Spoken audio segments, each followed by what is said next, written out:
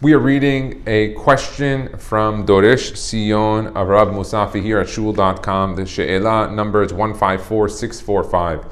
It's a great question, and it's a question that I hear a lot in shul. They ask all the rabbis. Birsoni lada'at, it's my will to know. Do I have to have bread on the third meal and on the fourth meal after Shabbat? So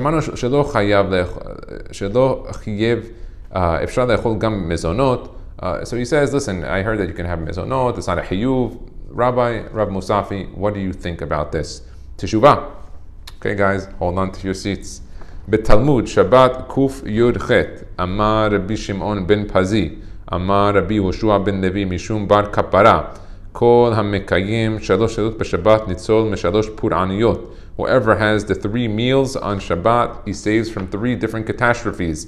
Mechevlo Shel Mashiach, the birth pains of Mashiach, Umedina Shel Gehinam, and the judgment of Gehinam, Umemelchemet Gog uMagog, and from the war of Gog and Magog.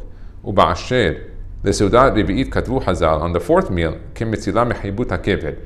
It saves from what is called Hibut HaKeved.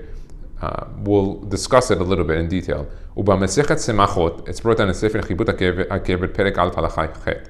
It says, Rabbi Meir Omer, Mishum Rabbi Eliezer, Kashe Din HaKeved Yoter Medina Shel Gehinam. The din of Hibut HaKeved, the judgment of the process. Hibut HaKeved is a process of when the person dies till he gets to the next point of the Beit Din. There's a whole discussion of it. Rav Meir Eliyahu has a book that he talks about it in detail.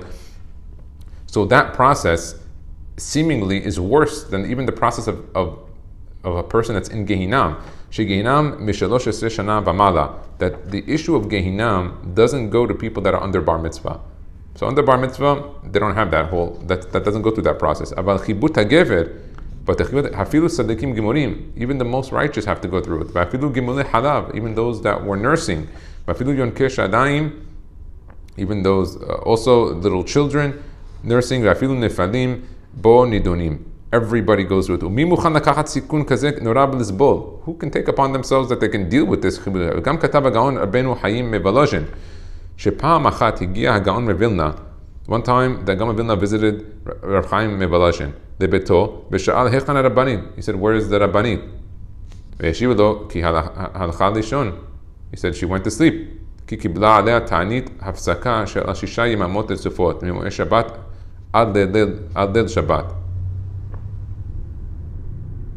so what happened was, the Gam Vilna one time went home. This was said over by Rav Chaim Mevolozhin.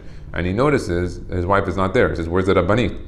He said, no, she went to sleep. Why did she go to sleep? Because she would take upon herself to fast 6 days straight, from Saturday night until Friday night. He said, wake her up.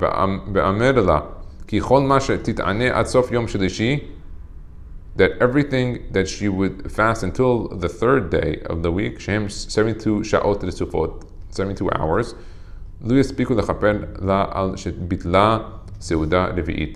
he goes, those 3 days that you're fasting is not going to be able to cover the bitul of not eating Seudat Revi'it.